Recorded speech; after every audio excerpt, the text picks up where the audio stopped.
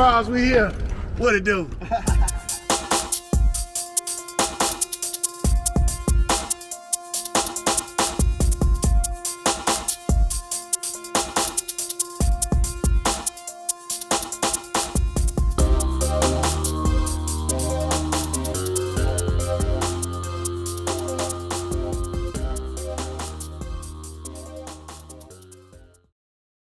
Man, look at us.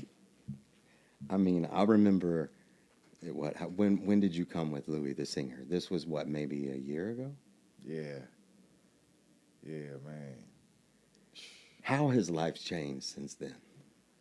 Man, you know, from the first time we stepped into Billy Bob's to now, when we first stepped foot in here, it was like a light switch went off on us on just how we do things, how other genres of music do things, how different bands or peers or artists do things. Some of it is with the performance, some of it's with the setup, the rollout, some of it's the merch, but all of just like the professionalism that, you know, in music, it's a certain way we move, you know, so in each genre moves like a little bit different.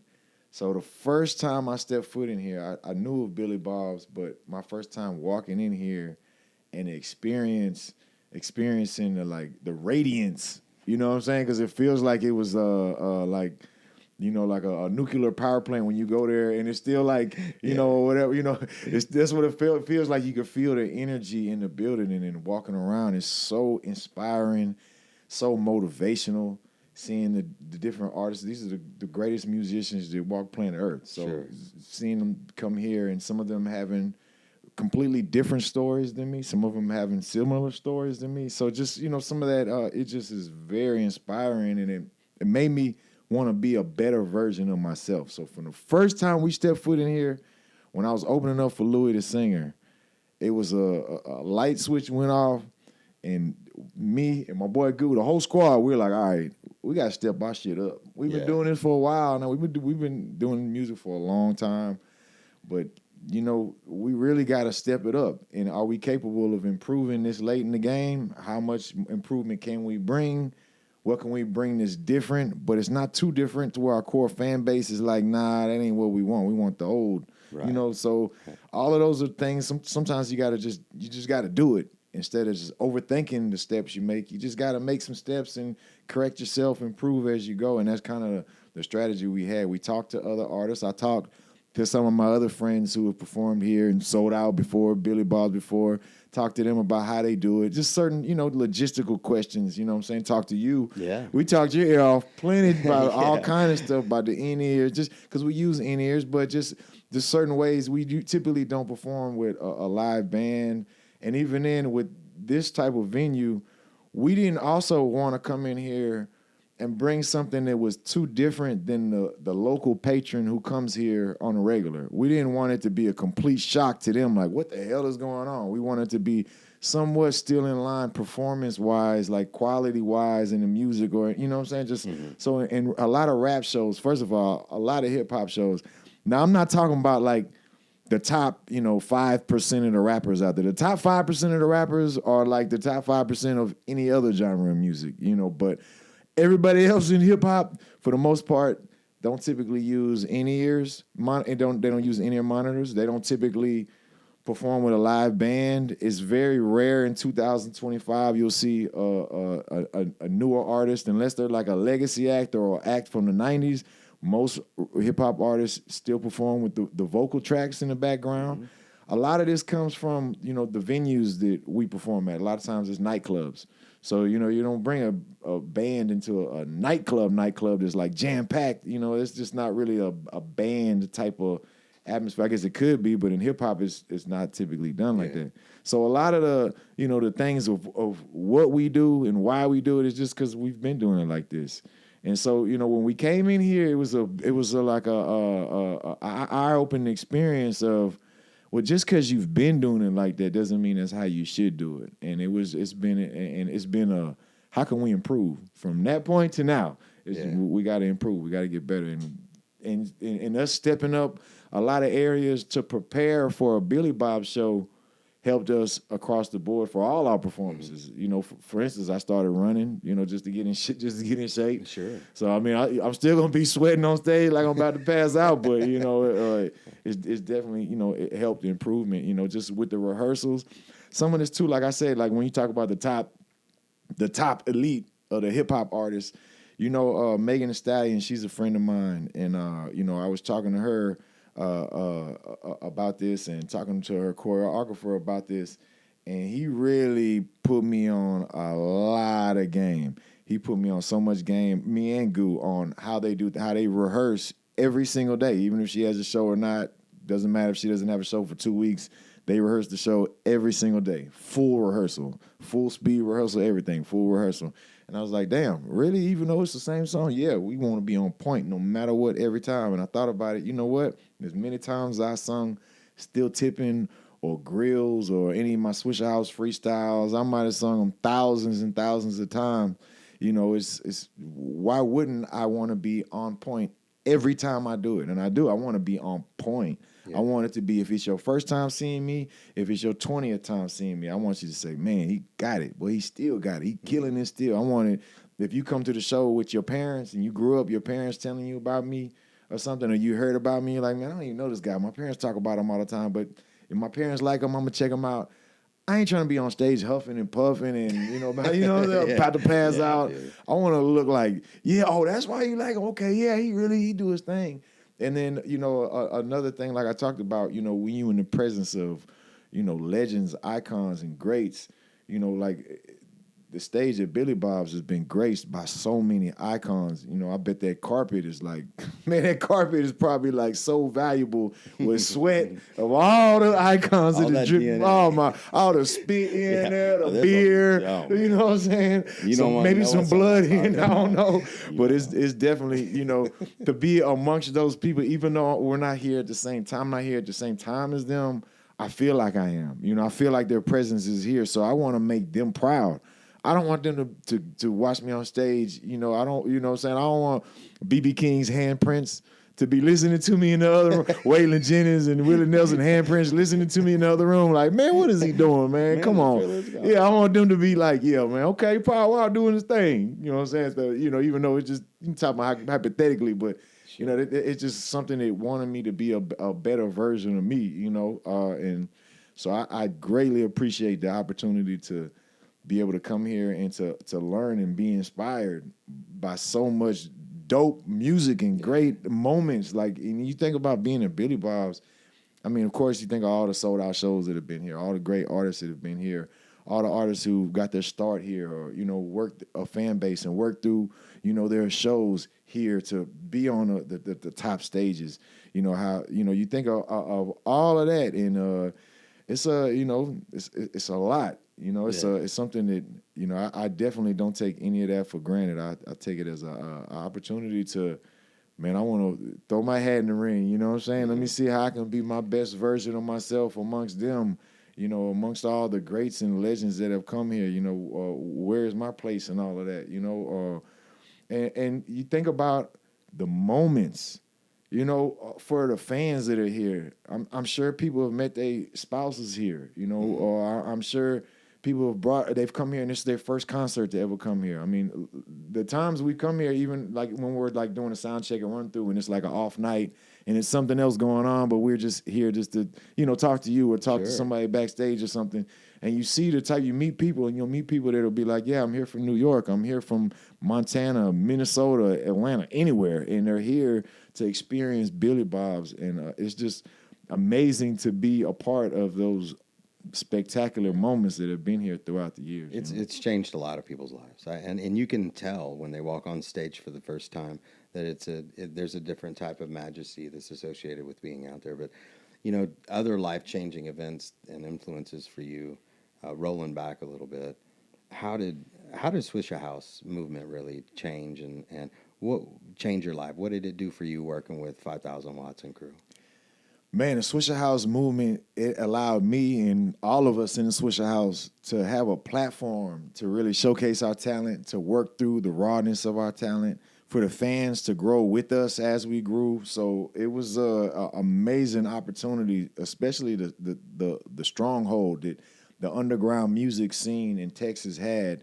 It was when I was fresh out of high school, even when I was in high school, Slim Thug was already rapping in the Swisher House, and I already wanted to rap with the Swisher House when I was in high school. So at those times, it's like, okay, how can we be a part of a movement, a part of this underground Texas hip hop scene where, you're taught a sense of pride in Texas, where if you support Texas, then this is what you're supposed to do. This is what God intended, So, Yeah. so if you're supporting Texas hip hop or the underground music scene, because there wasn't, we did have a few major artists, but even the major artists that Texas had, we always felt like they didn't get their fair recognition or their fair shot that we saw other artists get from other regions. So, we always would take a sense of pride. Me as a fan, because I'm been a diehard fan of Texas hip hop since I heard Texas, since it was created.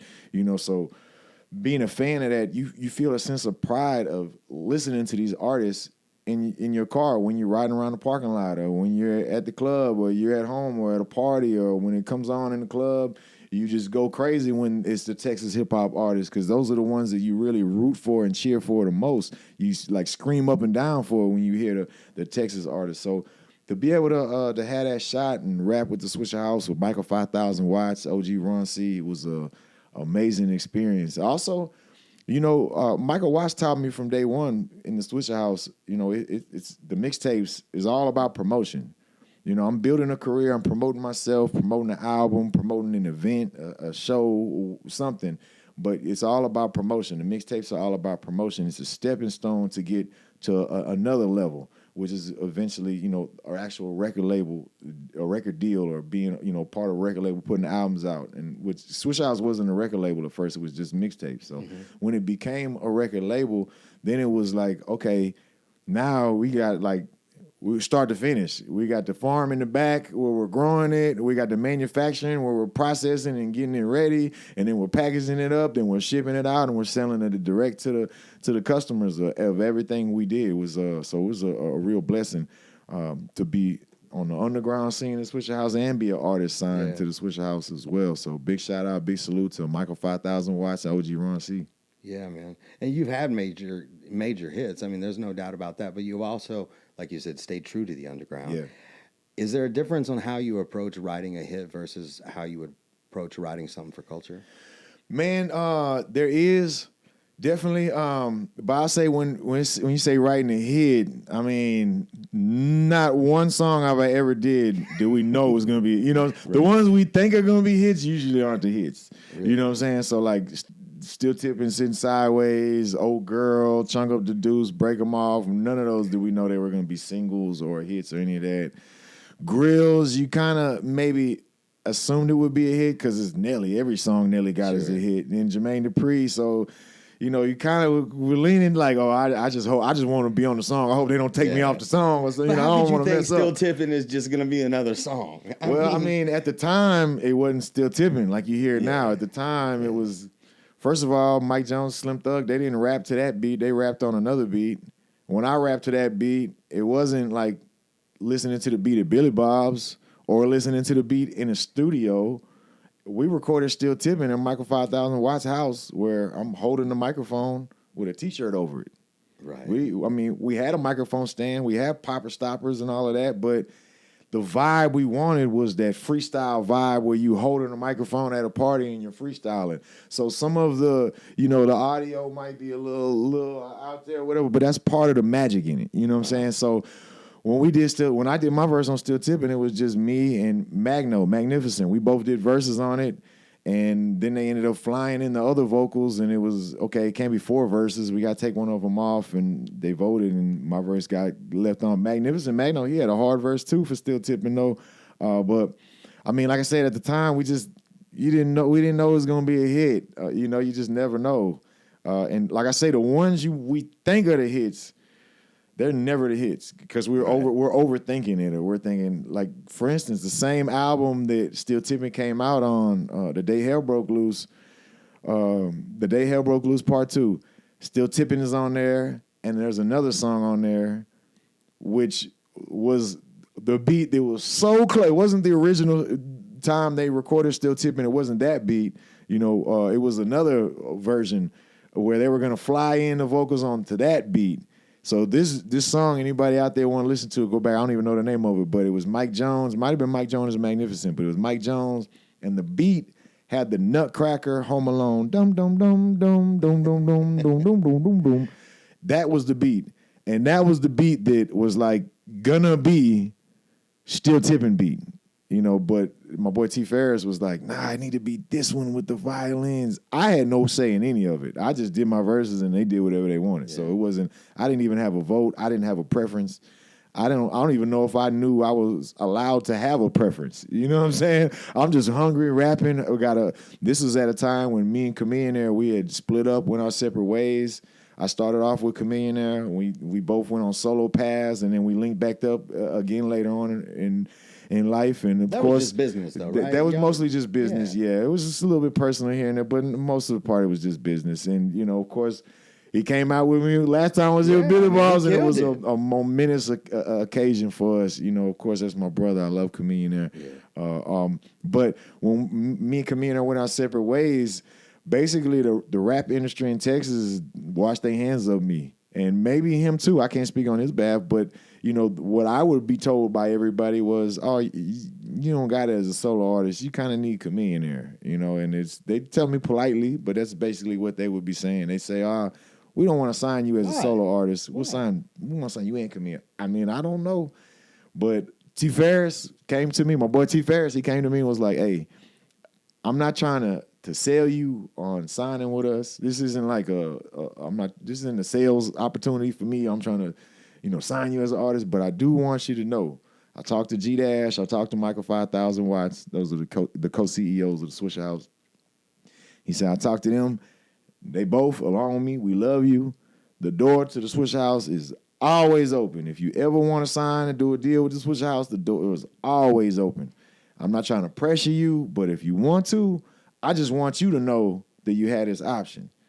And little did any of them know that was my only option, period. My only option. The only option I had. So, I took it and, it worked out for me. But at that time, when they give me the songs to, we're working on a compilation. This is a new compilation we're working on. The Day Hell Broke Loose. That's what Still Tipping came out on. Working on a new compilation. Here's the beats. It's 8 beats.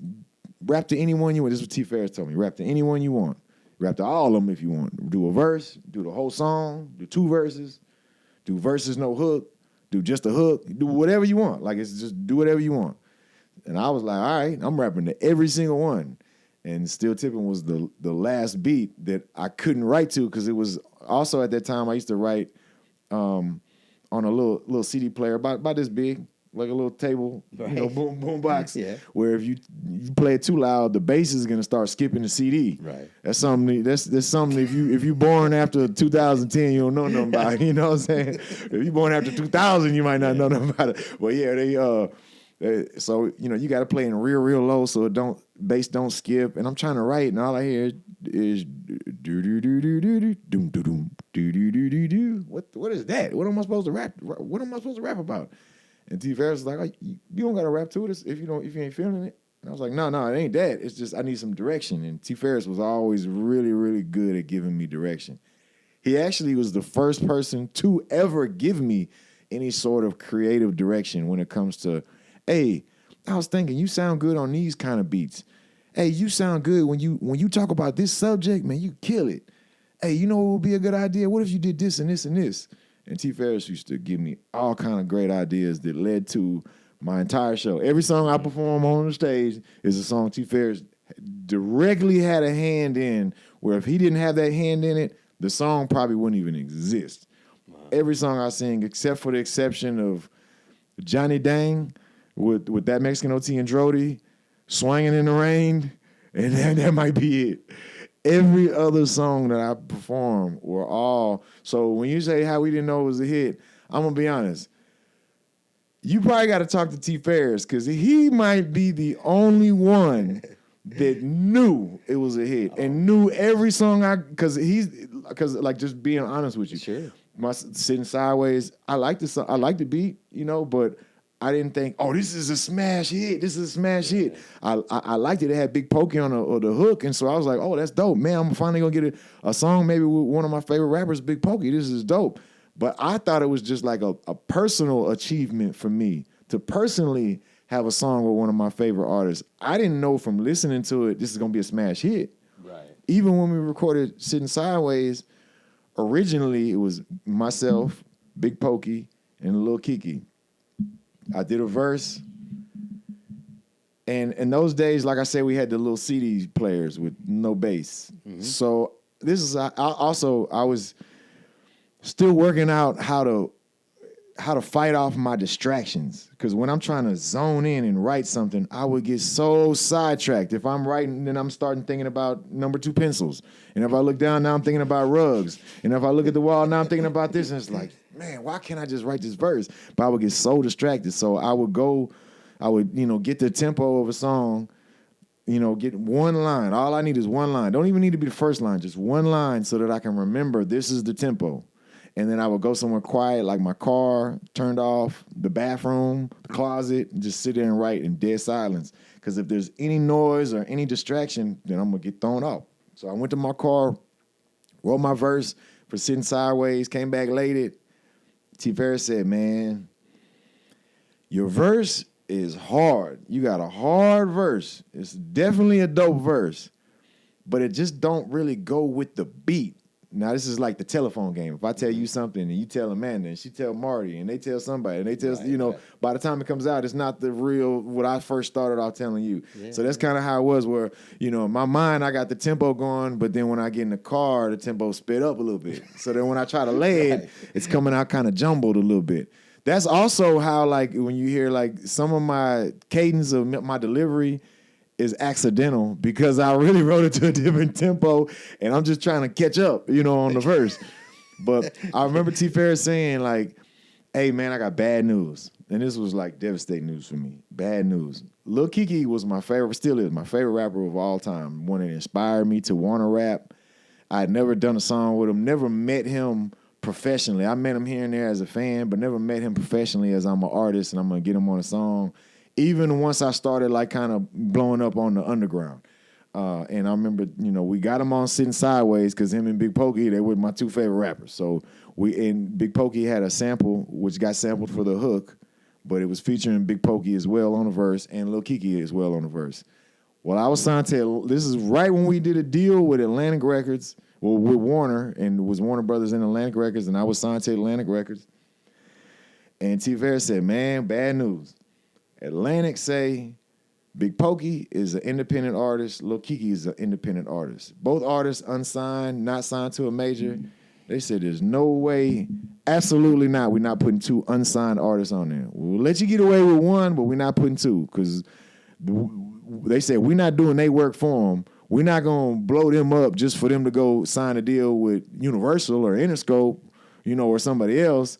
And they was like, the only way around it is if they both sign with us, which they not going to do because we really not even trying to sign them. Because they looked at, like, they were really out of touch with the Texas music scene. Like, they didn't really realize, like, the sense of pride we get. Like I was saying earlier about listening to Texas music, they didn't really kind of understand that or understand it. To me, having Lil Kiki on there was like, having the greatest rapper of all time, because he is the greatest rapper of all time to me. So now that he does a verse, I got to take him off. He's going to be insulted by that, right. And then he might never speak to me again, So, and then I'm devastated because this is the one person I ever wanted to impress, or the one person I ever dreamed of doing a song with. Now it's gone, it's taken away. So I was definitely devastated. But now me and Lil Kiki, we literally have over 100 songs together. We got albums together, mixtapes together. So definitely it didn't stop our relationship of being friends or peers or any of that. Or him mentoring me, because he was my mentor. He still is my mentor. If I got questions or concerns about anything, hey, how should I address this? How should I handle this situation? How should I got an idea. I'm doing this at Billy Bob's. What do you think? I run stuff by him all the time. He's still my mentor with all of that. But when we do the song, T. Ferris says, I got bad news. We got to take Lil Kiki out the song. And then he says, look, since we got to take Lil Kiki out the song, I really think you need to do 2 new verses. Don't just replace his verse with another verse. The first verse I did, scrap that. It's a good verse. It's a real dope verse, but scrap it. I want you to write to the beat. I know you write in your car, but I want you to write to the beat. I just know you can do it, and I just feel you can do it. Man, just do 2 new verses. And I was like, man, you crazy. Man, that verse hard. You want to trash that verse? That verse hard. I kind of was like, a little offended or in my feelings a little bit. Like, man, that verse is hard. And then his response was just like, it's all good. It's all good. You the boss. Whatever you want to do, it's all good.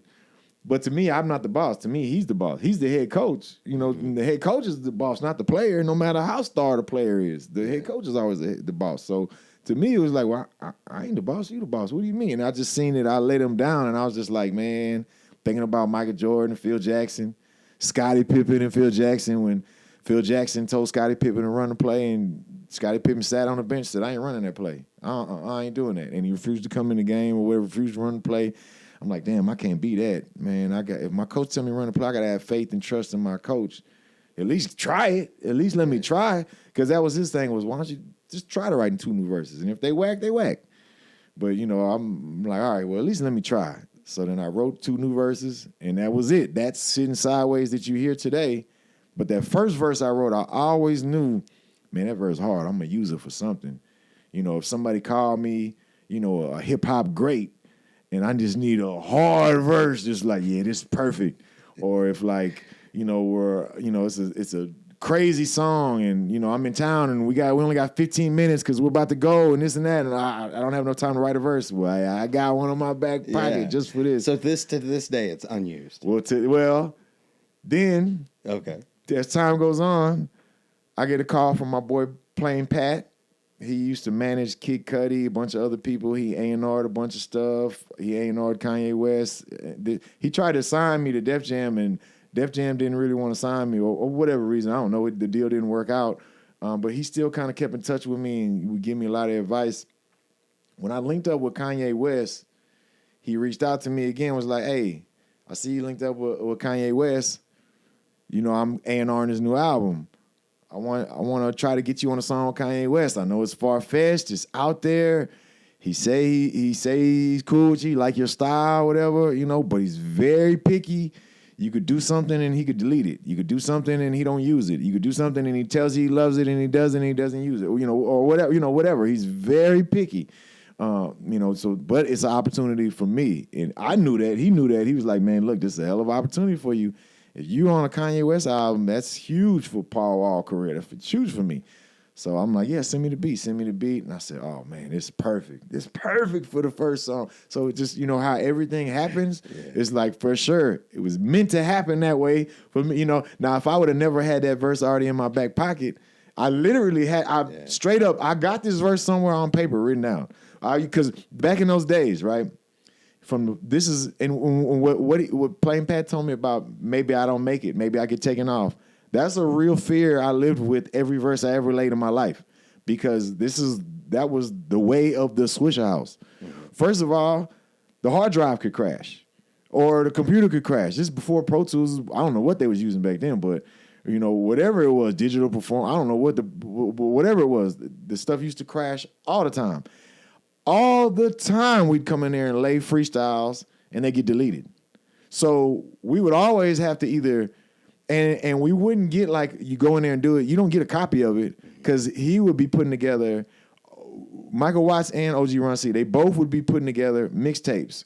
So they're not going to give you like your snippet or your freestyle or whatever, man. You got to kind of wait till the whole thing comes out, and that's when you hear it, so, if things get deleted, they would get all the time. They'd be like, hey, come back and lay that verse again. I accidentally deleted it, or it crashed, or water got on it, or the hard drive got stolen, or whatever, Right.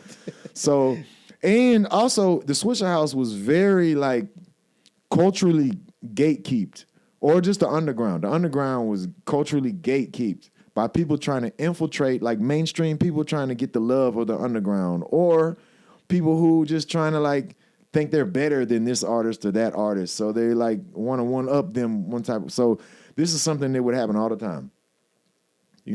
somebody who's a neighborhood celebrity, a neighborhood star, or underground or up and coming rapper or something, or maybe they're somewhat established, got a song on the radio, but really hadn't blown up yet. They come do a freestyle on the Swisher House.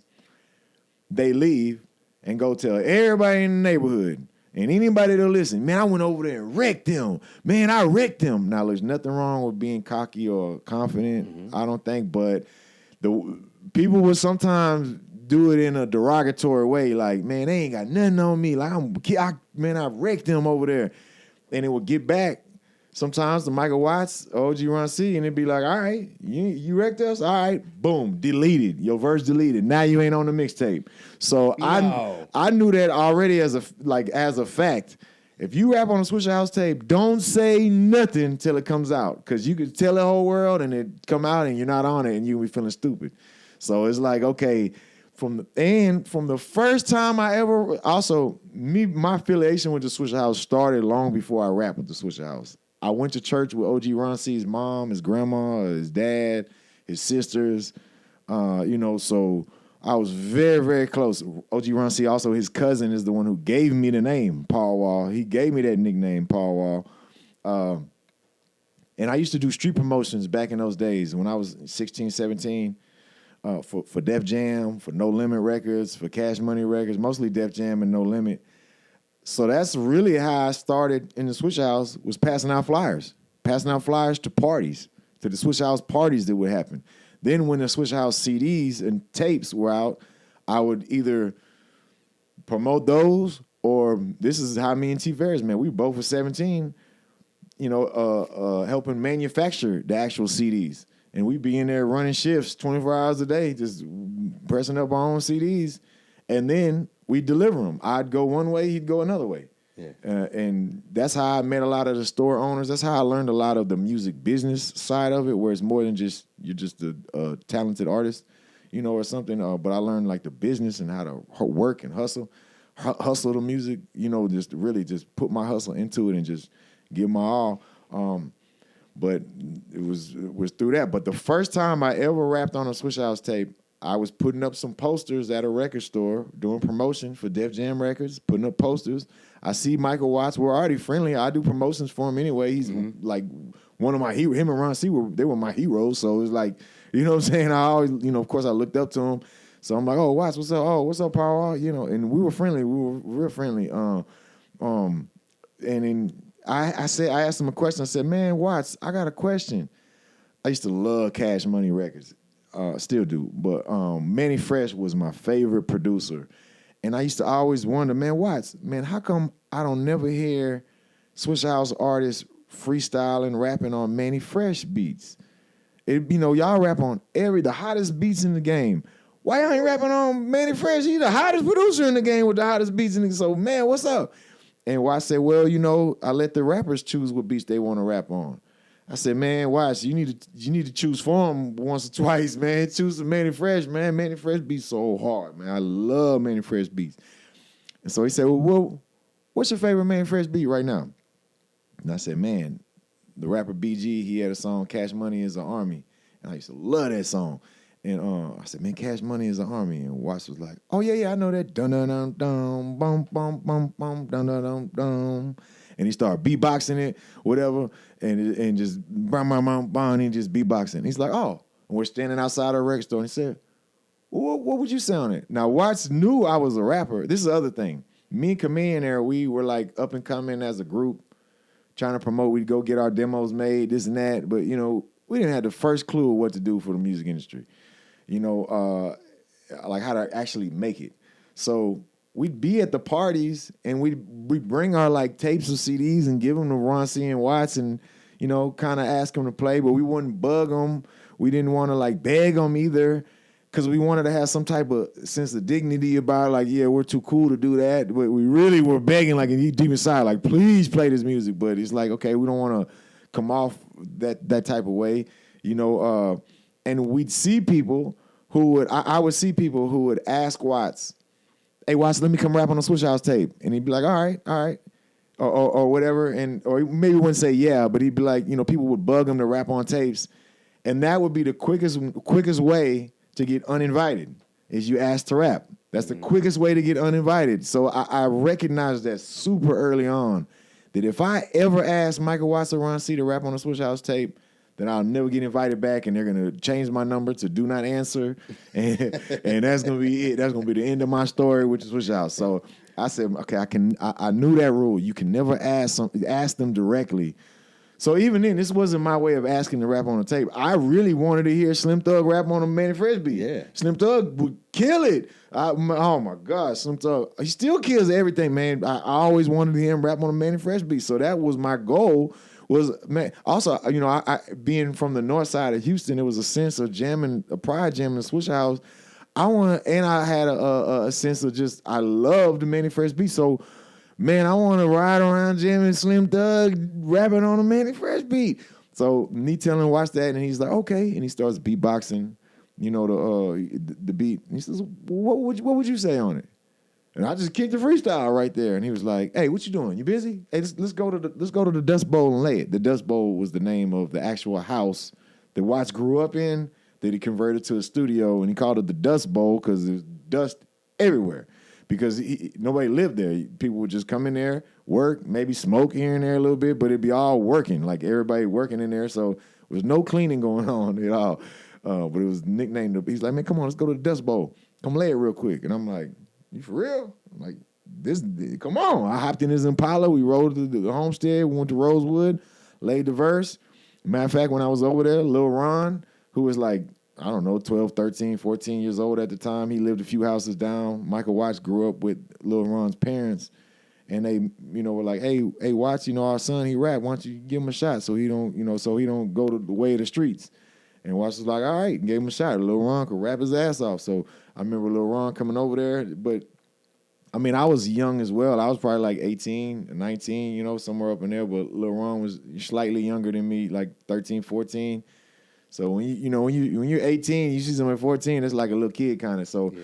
But I mean, I didn't see him as that. I never ever saw Lil Ron as that. I saw Lil Ron as a Swisher House artist. So he could have been, you know, Slim Thug could have been 12. He's still Slim Thug. You know what I'm saying? So that's how I saw Lil Ron. Was like, even though Lil Ron had never rapped on a Swisher House tape yet, when I met him, it was still like, damn, this is dope for me.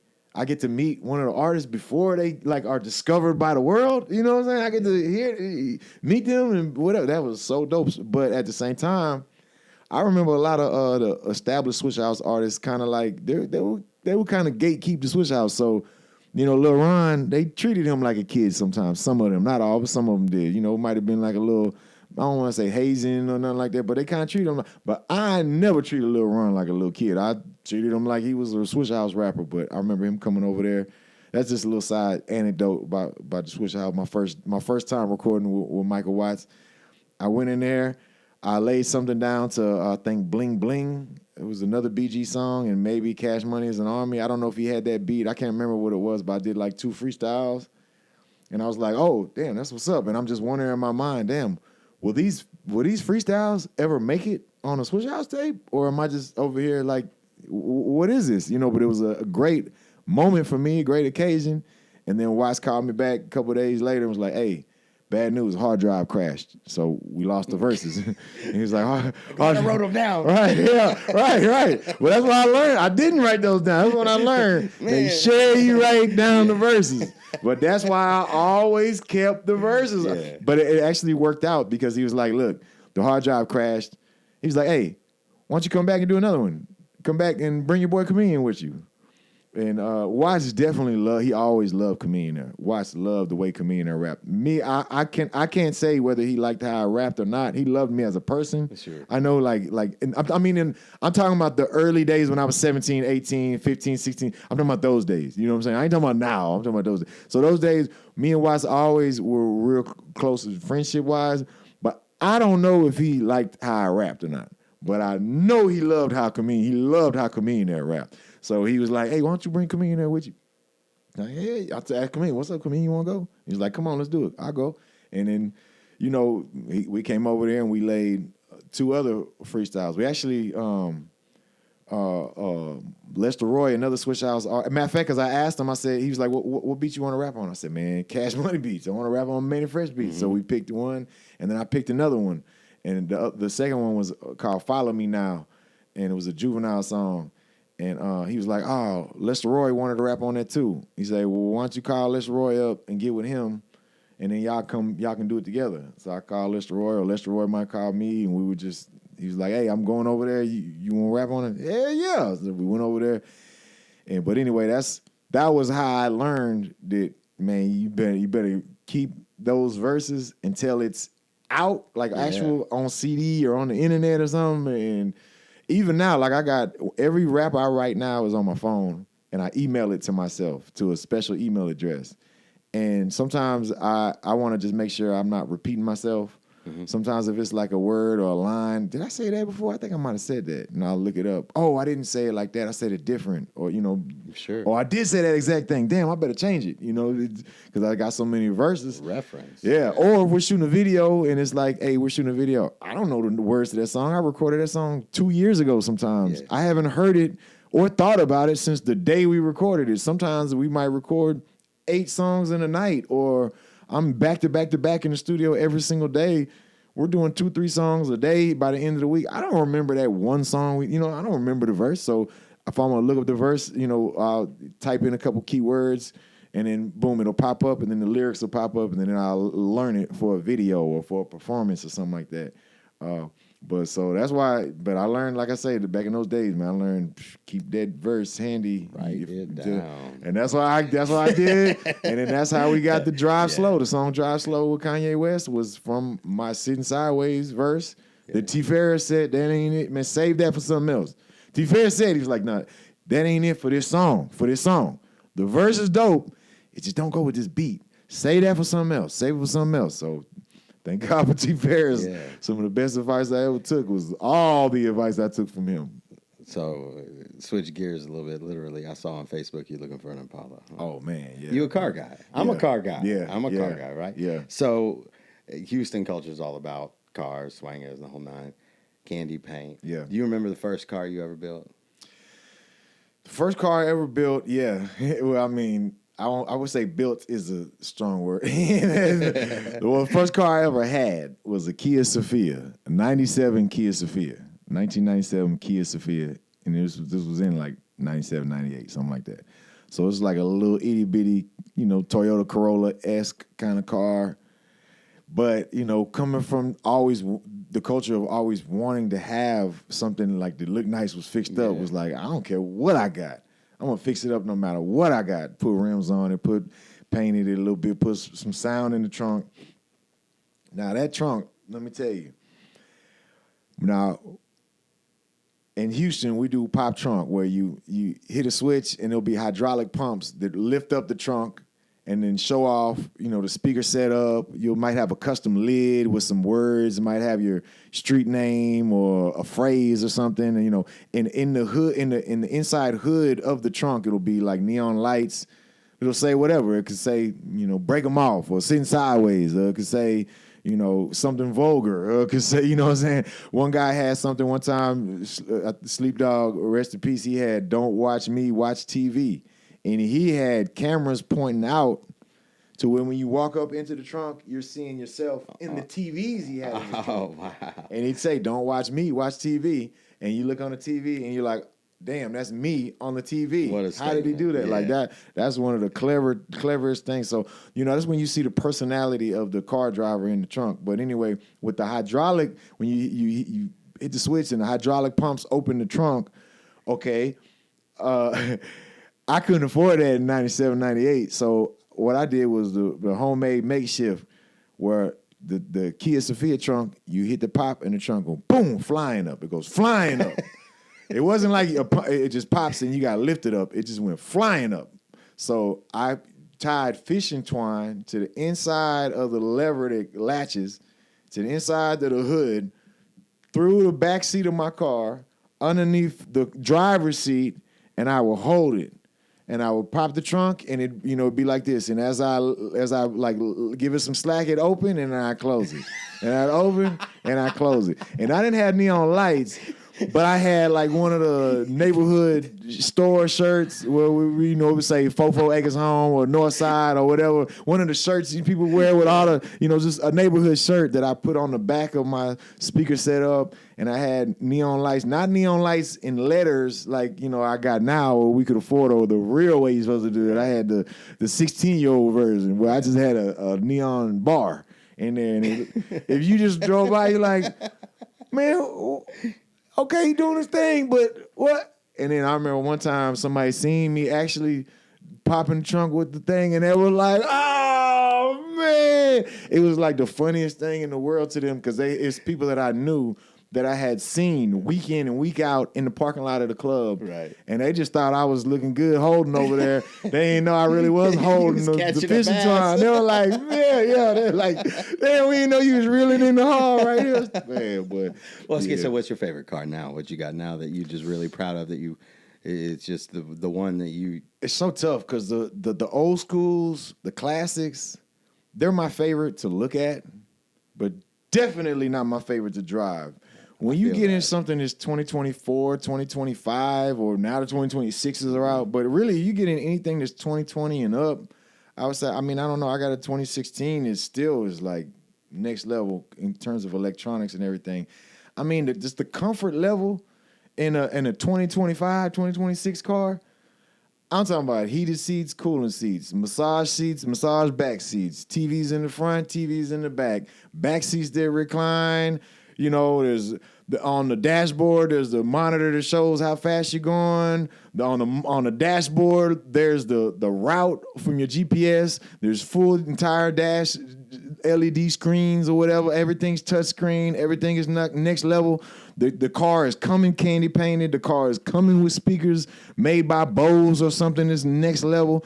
They got automatic pop trunk where you push the button and it opens, and you push and hold it down and it closes. So everything that I could have possibly put on a car already is in it. It got curtains in it. I'm talking about got the front grille, got the back camera, got the front camera, the side cameras. Like, so it's not even a comparison when you're driving something made in 2026 versus a classic car. Classic, man, I'm trying to get 64 Impala right now.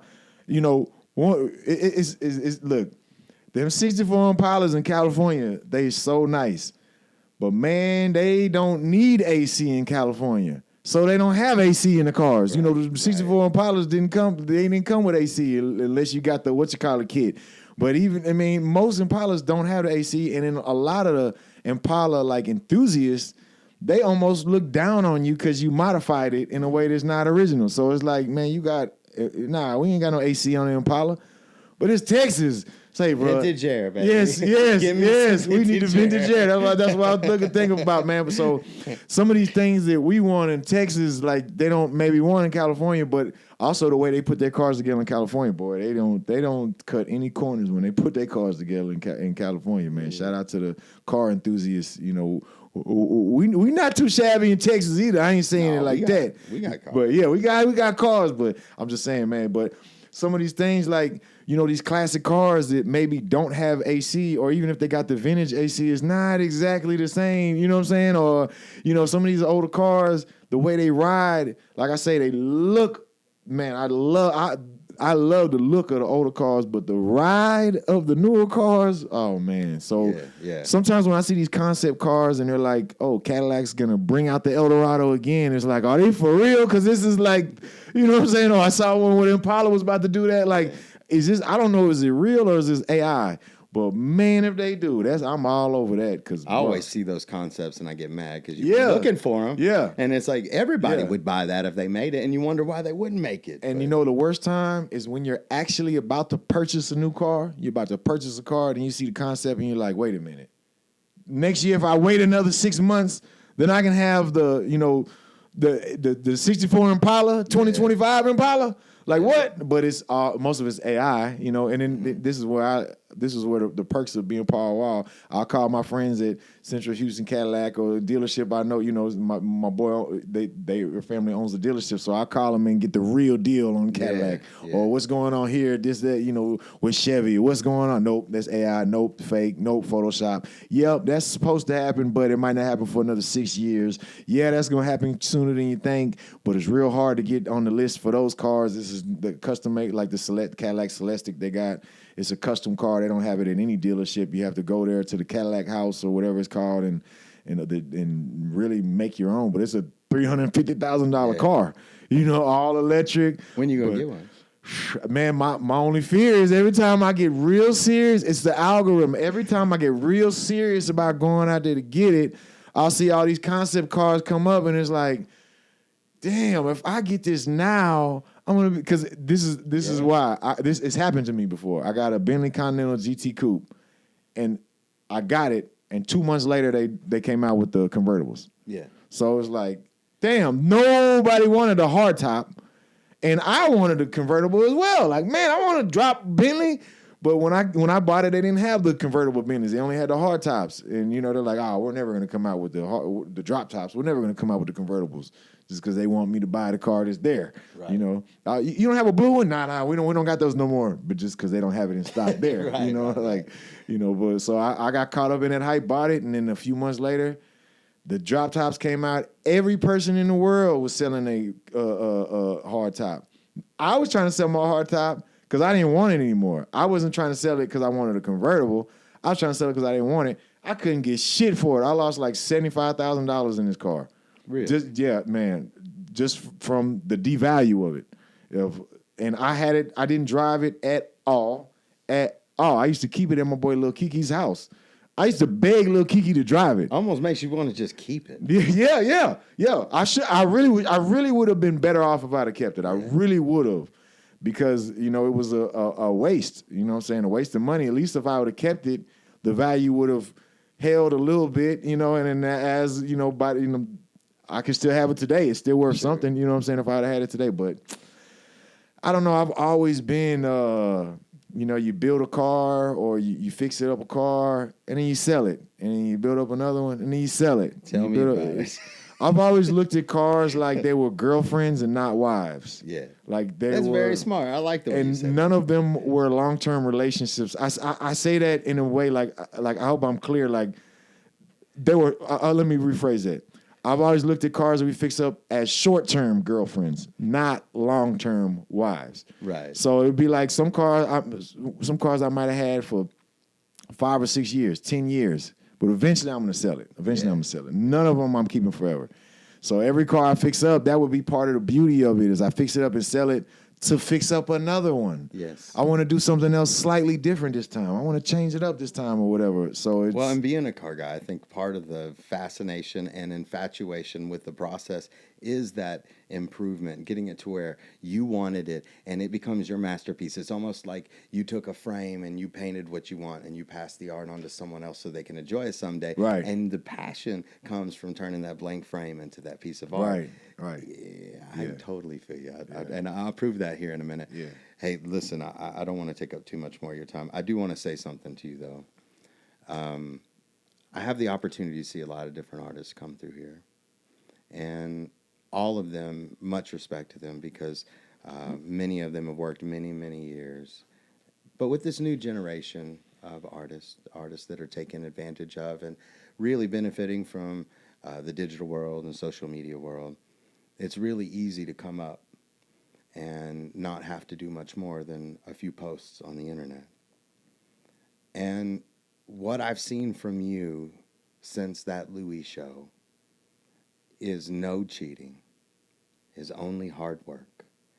And your constant pursuit of improvement and humble attitude has got you a sold-out show at Billy Bob's. We were talking about this on the stage last time. I said, Paul is coming. So I remember thinking that was like my motivation is, okay, I don't have to sell out the first time. I don't have to sell out the second time. I don't have to sell out the 10th time. But we got to get to that. We got to make progress. We got to improve. What can we do to where we keep all of these things that we're sensitive about being sensitive to the Paul Wall fan base, being sensitive to the Billy Bob's fan base, being sensitive to all of this. Like, how can I do this to where being sensitive to the like, no lie, I want to impress y'all. Like, when I'm here, I don't want y'all being like, man, it was a great show, but the show was terrible. Nah, I want to impress y'all. So that's all like a huge motivation for me. And then, well, Paul, what you've done is just amazing, man. Thank you, and man. You should be proud. Everybody around you should know how good of a person you are, how you're a stand-up family man, how you're dedicated to your crew, how you're dedicated to your managers, how you're dedicated to making the Houston underground rap scene something everyone knows about in the entire world. And I congratulate you on your success. Thank you. Thank you. Man. I want to show you something real quick. Yes, sir. You ready to get out of here? I'm ready. Let's do it. Let's go. Damn. Al Capone. Oh, shit. Lincoln Cosmopolitan? Yes, sir. 1949. Wow. Most of the classic white sets too, they look like they're 30 years old. These tires look like you just went in the store and bought them today. Yeah.